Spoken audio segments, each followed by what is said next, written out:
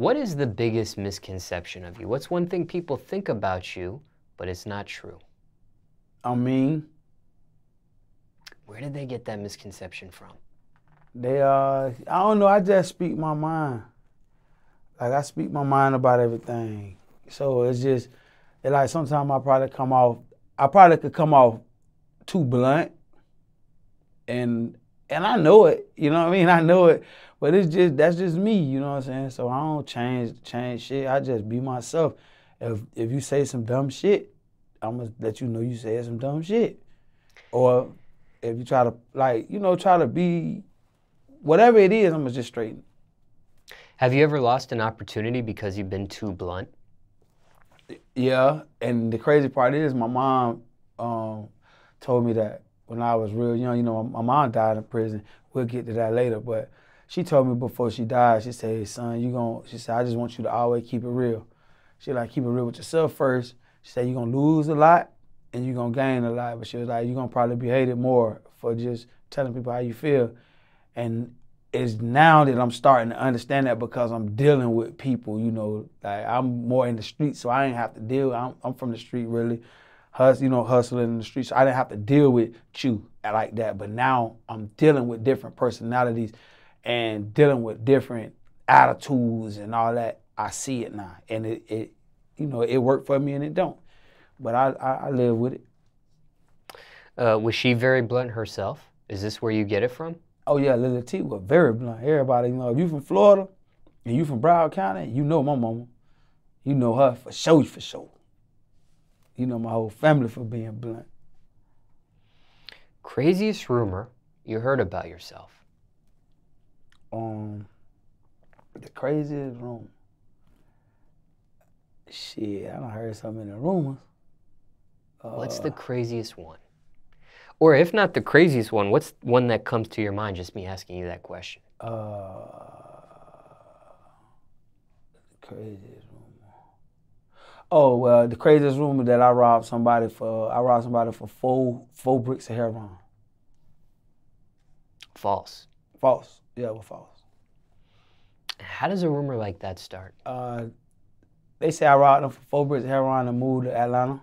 And they say I robbed somebody for 4 bricks, moved to Atlanta, and they never gonna go back to Florida. But I be in Florida every other weekend. And I party, I hang out, all that. It was more of a rumor to where people try to figure me out. They can't figure me out. Even if you around me, you can't figure me out. You don't know how I get money.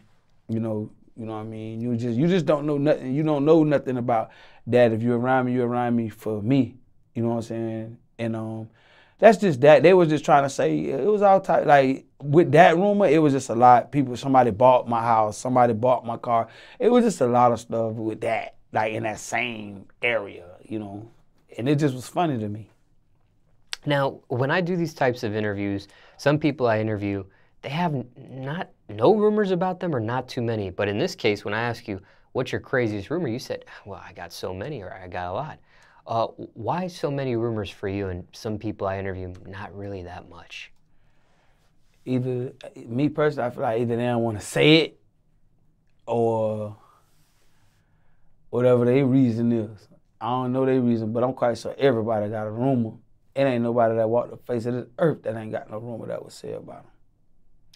Is there a question people ask you just cannot stand? Something that just gets under your skin or bugs you every time you get asked? It seems to be the same question all the time you get asked. Shit, to be honest, ain't nobody gonna ask me too much of the same question because I hate questions. Like, I hate to be asked questions. Like, just like somebody just keep being like, oh, like a female, or they just keep asking me dumb shit. I just hate that, period. So I'm gonna just tell you that, like, man, don't keep asking me questions. Like, I'm gonna tell you that off the real. Do you care what people think of you? At all. I don't give a fuck what nobody think about me. That's why I started doing comedy. I don't care. You know what I'm saying? I got a lot of stuff people were saying, like, you messing up your gangster image, man. You a street dude, man. And this and this and that. And out the gate, I was just like, man, street dude. Now, man, I'm an entertainer. I don't care nothing about that. oh yeah, this, and you know, just all type of stuff like that. And I don't care. Like, I don't care, because if I care, it's gonna bother me. If it bothers me at a little point, it's gonna bother me when it get big. You're honest when you say you don't care? Man, I don't give a damn. You've always been like this, or was there a point when you actually did? No, I did care before. What was the turning point when you go from caring to not caring? Just realizing that I'm all I got, and I want to be like, I want to the lifestyle, the dreams, what I want to accomplish. It all got to deal with. I'm gonna have to deal with other opinions. So I know if I'm gonna have to deal with other opinions, my skin got to be thick. So I just, you know, I just started just doing me, just doing what I do, and then I got backlash at first, but then the same people who was laughing at me, now they clap for me.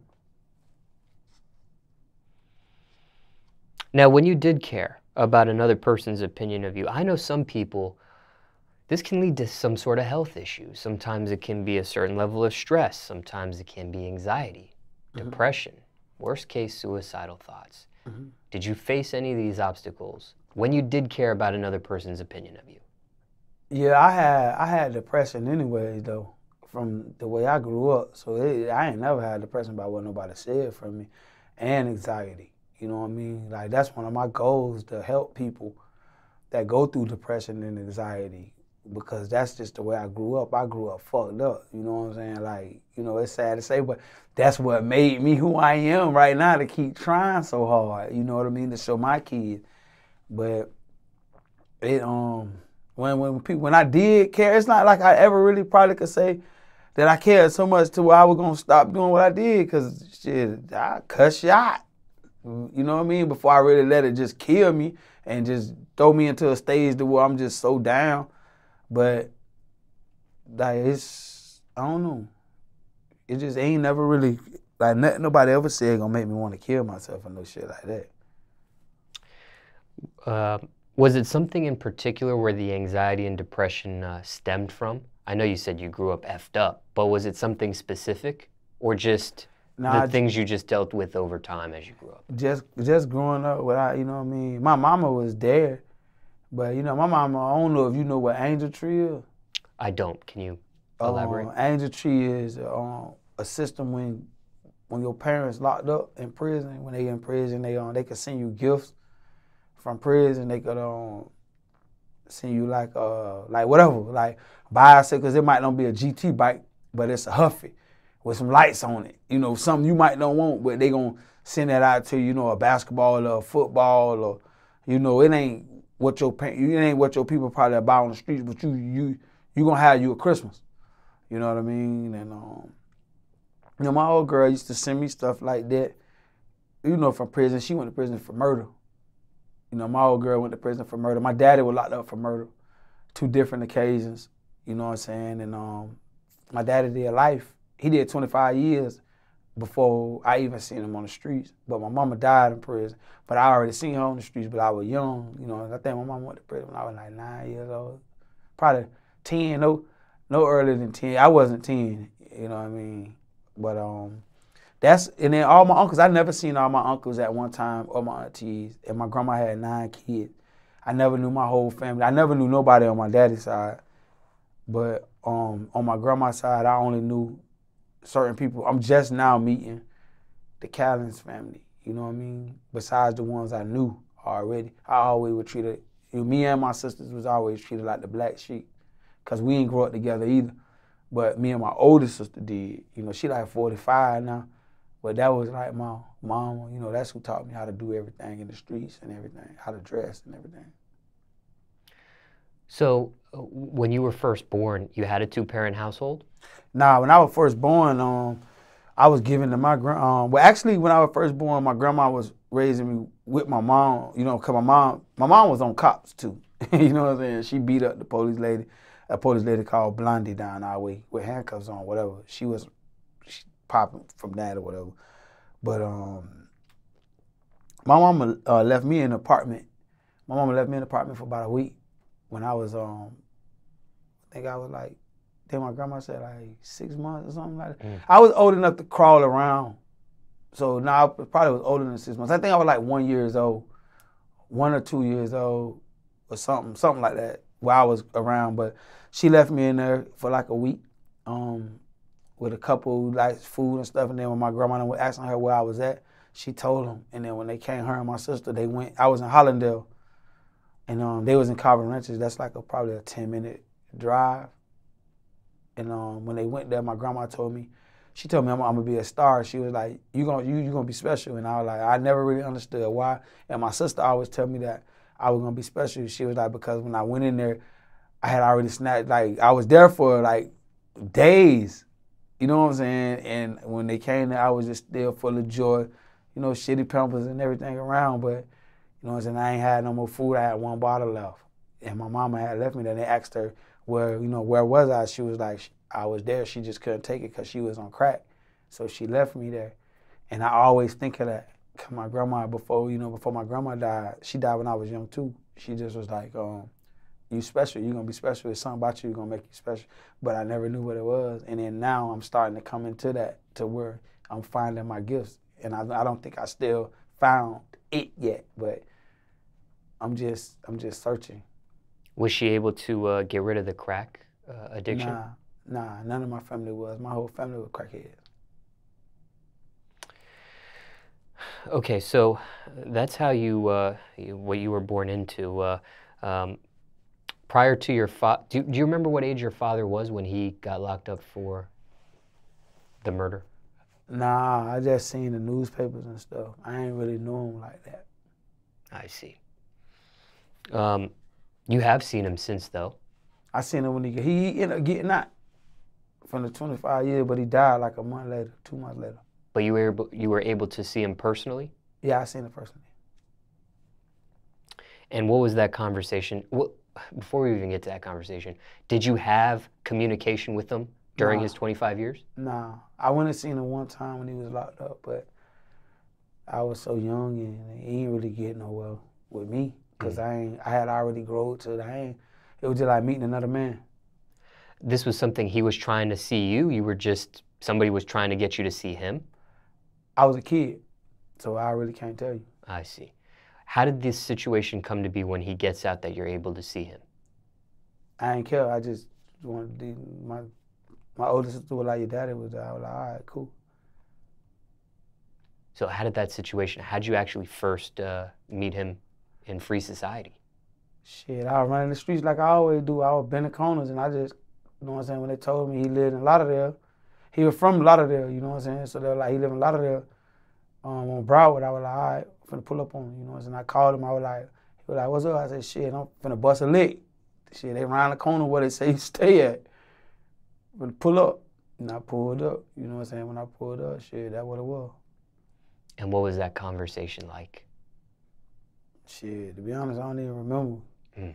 I ain't even care really, you know what I'm saying? He kind of was just like, you know what I'm saying, I'm your daddy and I'm this and that. And I'm like, nigga, shit, I'm my daddy, you know what I'm saying? My grandma, my mama, my daddy. How did he pass away, if you don't mind me asking? To be honest, I don't know. He looked healthy to me. You know what I'm saying? Next thing you know, they were saying he died. 2 months later, he just got out and doing like 25. In terms of your mom, I can't remember in this conversation if you stated what age you were when she got taken. I was 14 when my mama died. No, but okay. I meant when she was arrested. I don't really know. It was I wasn't 10 though. I think I probably about like 7, 8. And do you remember how she was arrested? Oh yeah, I remember that story like yesterday. You were actually there? Yeah, I wasn't there when she killed him, but I was there before it happened. I knew it was gonna happen. And I knew it was gonna happen though. Like, she like, well, how that happened, my mama, like I said, my mama had started smoking crack. So, but my mama was crazy about us, cause me and my sisters, I'm the baby out of 4 kids. You know, I got 3 bigger sisters. And my family was notorious, really. My mama and my uncles, they was known for doing that. They was known for you know, they were known for killing. They were known for, if you fuck with one, you gotta fuck with all. They was known for, they can't get you, they gonna get your people. They was known for that. And my mama was known for putting the tea in people's face with a razor blade. As people that walk up to me now, they be like, your mama did this. And I don't be knowing what to say, you know what I'm saying? And they still be like, but I loved it though. So that shit kind of confused me. But my mama ain't play, you know what I'm saying? My mama say it was something, that's what it was. And my mama had cooked fish for us, like a fish fry for us to get us all together, because me and my older sister stayed with my grandma, but my other sister stayed with her dad people from the Bahamas, and my other sister stayed with my uncle wife in Fort Lauderdale. So we was always, and they was Jehovah's Witness in Lauderdale, so we was always really separated. You know what I'm saying? I was more closer to Dee Dee. You know, me and Shabby lived together, but Dee Dee we was more closer because she was there. You know, my other sister was gone. But my mom cooked fish, wanted all us to come to her house. She had a little apartment. It was just a little 1-bedroom, nothing major, but it was the world. You know what I mean? And the dude 8-Ball, a family friend.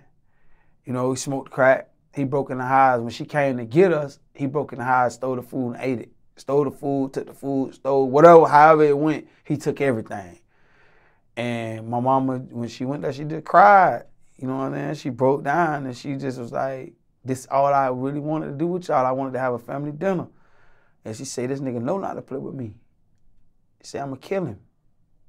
And my older sister was older, so she knew my mama meant business. I ain't know, you know what I'm saying? I'm like, I really didn't know, but I just remember my mama taking us back to my grandma's house. And then she told my grandma what happened. And she said, when I catch him, I'm gonna kill him. And she had on, I don't know if you remember the old Oshkosh jumper. Okay. With the pocket in the front. And you remember the butcher knife kit, the brown with the brown handles? She grabbed one of them, put it in the top. She said, she kissed us, told us she loved us, and she was like, she said, when I catch him, he dead. And shit, it was probably about, she left out, my older sister was crying. Shit, I ain't cry, I ain't know what the fuck was going on. I was, like I said, I was a baby, really, you know what I'm saying? But I remember this like yesterday, and my grandma broke down, because I guess they knew they knew, you know what I mean? Shit, 3-4 hours later, knocks at the door. Like Little Tita killed 8-Ball. He ran the corner in the middle of the avenue dead. They took out running. My sister took out running. My grandma took out running. You know what I'm saying? I couldn't keep up with them. But when I got around there, he was dead in the middle of the road. With the tea in his face? He was dead. Ain't no tea in your face. He was dead, stabbed in the heart 4 times. 4 or 5 times, something like that. I don't remember exactly how many times, but it was a couple times. She ain't put no tea in his face. She put a tea in his heart. Like she said she was gonna do.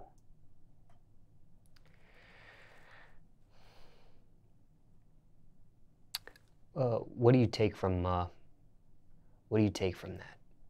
I'm gonna do anything for my kids. I'm gonna die for my kids. She died for us, for trying to feed us. So about my kids, I'm gonna die.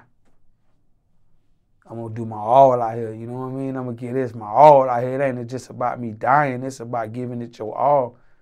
She couldn't do much, but she gave her all for us. That was her all right there, you know what I mean? She bought us some food. That was her all, so I'm gonna give my kids my all, and if it takes for me to my life, that's what it takes.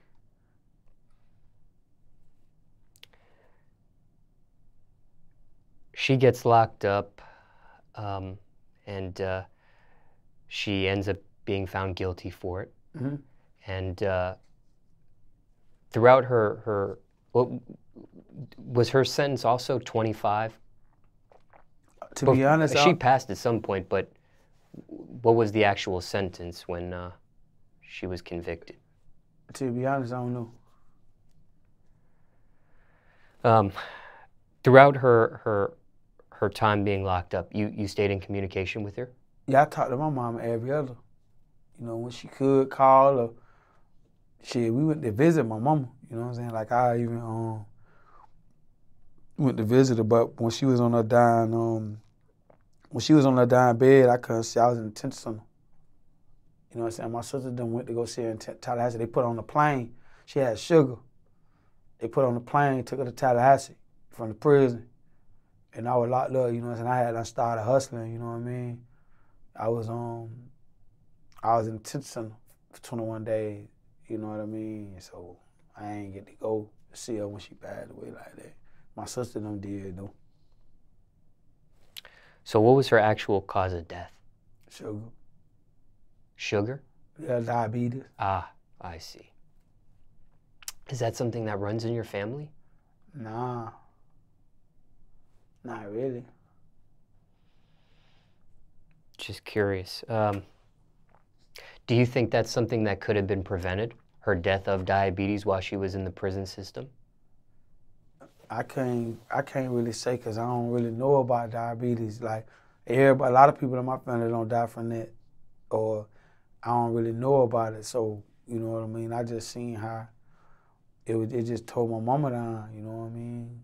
That probably, and how she was just tired, you know what I mean? Probably, but I don't wish that on nobody. Just curious of your knowledge of her diabetes. Was this something she always had in her life, or was this something that she caught, perhaps, maybe when she got locked up? I don't know. Like, I can't, like, me and my mama ain't, you know what I mean? Like I say, I was a baby. Yeah. You know what I'm saying? So, like, I don't really know. Like, I can't really even I can't answer a lot of questions about my mama, my daddy, or my uncles, or nobody, because, like I say, I growed up, I ain't never see all my uncles at one time, or my mama. Every time I seen them, shit, they was either getting in shootouts with each other. I done seen my uncles get in shootouts with each other, like, shot my grandma, you know what I mean? Like, my two uncles, actually, my first shootout I ever saw on the face of this earth was my two uncles, my Uncle Randy and my Uncle Frank. On your mother's side? Yeah. That's it. I don't know nobody on my daddy's side. So anybody I talk about uncles and shit, that's on my mama's side. That's it. I done seen my mama teeth get knocked out by my uncle. You know what I'm saying? As a baby. You know what I'm saying? We had to run from the Raiders. We called the Raiders the police, the undercover. They ready to hide. We had to run. You know what I mean? They saw us run. It was crazy and let us jump the gate. You know what I mean? We like 8 years old, 7 years old, shit like that. I done seen a lot through with my family, you know what I mean? Like, that's why I feel like I'm blessed.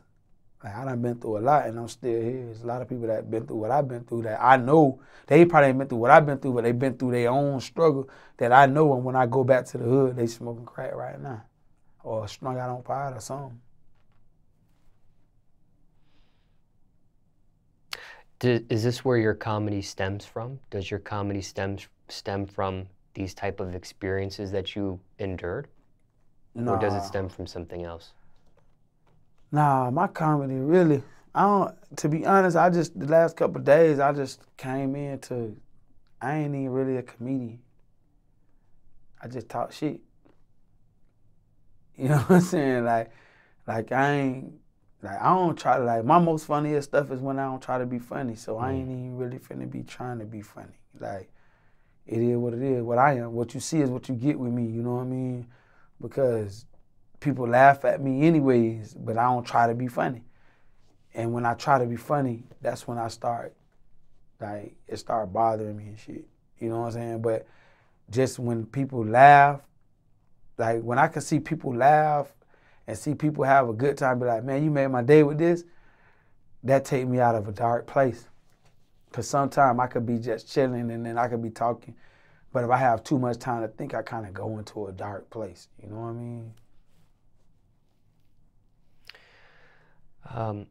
When your mom does get locked up, though, and all this stuff happens, and I know your recollection of it, details and stuff like that may not be there, but I'll still ask some of these questions anyways. Was there a feeling of anger? Was there a feeling of resentment maybe? Or abandonment? About what? Of your mom doing this act here? Yeah, nah. I ain't never feel no abandonment from my mama. My mama showed me, like, you gotta step to the plate for yours, man. What's yours is yours, and don't let nobody take it from you. You know what I'm saying? Like, so, I ain't never in my life had hate for my mama, period. Like, and I never will. You know what I'm saying? I don't even hate my dad neither. You know what I'm saying? Like, I don't know the nigga, but I don't hate him. You know what I'm saying? But my mama, hell nah, man. My mama used to send me gifts and stuff, man. There's people whose parents was out here wasn't getting them nothing. You know what I mean? My mama, everything my mama did, look, shit, what I'm going through now, I only could imagine what they was. You know what I'm saying? So it's, hell nah, man. I love my mama, man. I just, if I had one wish, she could just see me now. That's it.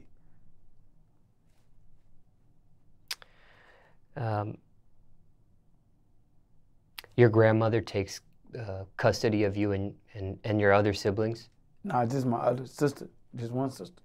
Your sister took custody of? No, she took custody of me and my older sister. My other two sisters got adopted. I see. And was that the system that put them in adoption?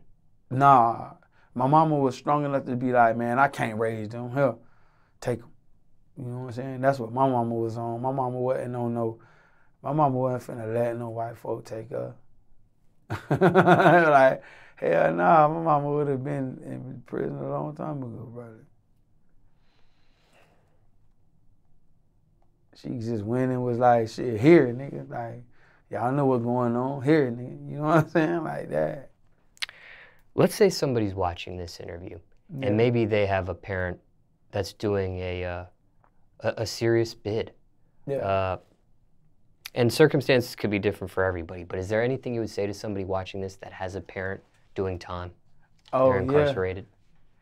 Hey, man, stick with them. Like, to be honest, I wish I was old enough to, like, to take care of my mama and be there for her, and whatever situation she was going through probably would have went better. You know what I mean? But, man, stick with your people, stick with your family. Don't give up on them. Like, whatever mistake they made, people make mistakes. And some of it is cause for. You know what I mean? Some things I feel like cause for, because I feel like what my mama did was cause for. But if she could have handled it different, so I could have grew up with her, I would have told her to handle it different. But don't hold no grudge on what happened. Like, when people gone, they gone. And you don't know how much you're going to miss them till they gone. So stay strong and ride with them. When it came to anxiety and it came to depression that you experienced, going back to our initial question here, how did you cope with those obstacles in your life? Did you seek consultation? Did you seek therapy? Medication? Nah, I thought about it. Like, I done looked up numbers and stuff for my anxiety. Counseling, I should say, counseling, not consultation. Yeah, I done looked up for counseling and all that stuff. Like, I ain't never called them, but I thought about it. I done thought about killing myself. You know what I'm saying? I done thought about a lot of stuff like that. Like, just, I can't take it no more. Like, just fuck it. You know what I'm saying? But my kids is my main power, my source of power. You know, like, it's just like, I know how strong my mama was for me and my sister. So it's like, if I take myself out, how in the hell they gonna know what's going on? So, like, it just make me be like, man, fuck this. Like, Puncho, you done been through it all, bro. Like, what you gonna do? You know what I mean? Like, you gonna fold, or you gonna... So that's how I found out I'm strong as hell, because it's a lot of times I wanted to give up, and anxiety was one of them. But I still, one of the ones that made me, and anxiety, it have me sometimes still, to where I won't want to go out the house. If I'm in the house, and sometimes I might have a vision of me getting shot in the head. Like, you know what I'm saying? Like, if you know what anxiety is, if you don't know, I'm going to tell you. It's like, I could be riding down the street and already see myself dead. And then I have to tell myself, like, nah, the devil a lie.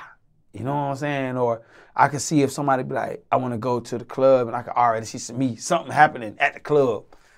I'm like, hell nah. You know what I'm saying? Like, it's like it trying to take over you. So you got to just be strong and fight it, get over it. You know what I mean? Like, I'm not going to say get over it by drugs either.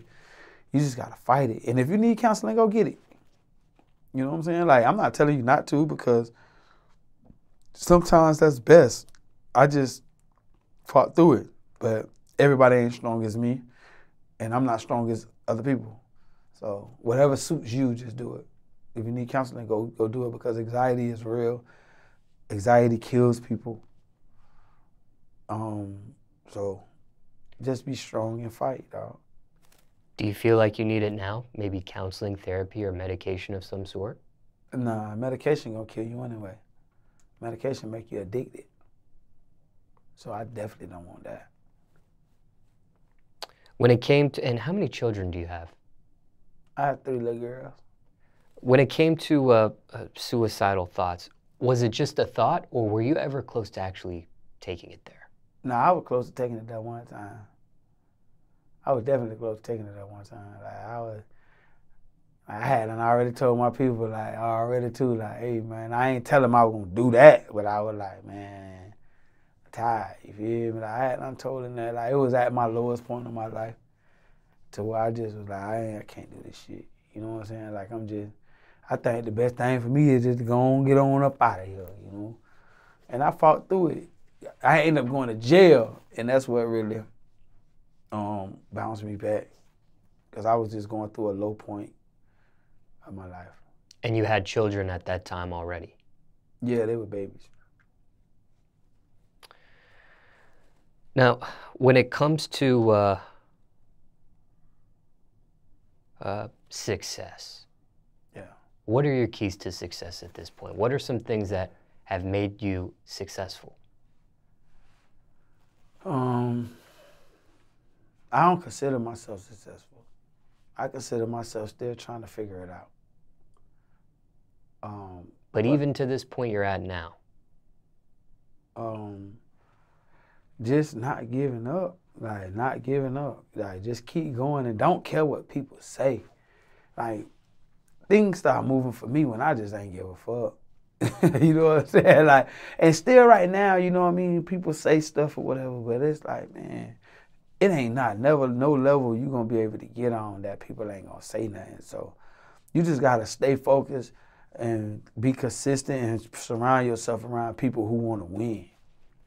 Like, that's it. As long as you surround yourself with people who wanna win, you gonna win. And don't surround yourself with users, people who use you more than you use them. Like, if you around somebody and they using you more than you using them, it's no good. Like, that's not a good combination, because you're going to be left without. I'm going to say a saying. Don't give somebody the bricks that you got to build your house if you was building the house and somebody else was building the house at the same time. Don't give them your bricks to help finish their house. So that way, when you need somewhere to stay, you have to knock on their door to finish building your house, and you'll probably never finish building it, because they're going to have rules about their house, and they're not going to give you a brick off their house that's already built. So you're going to have to find bricks to build your house.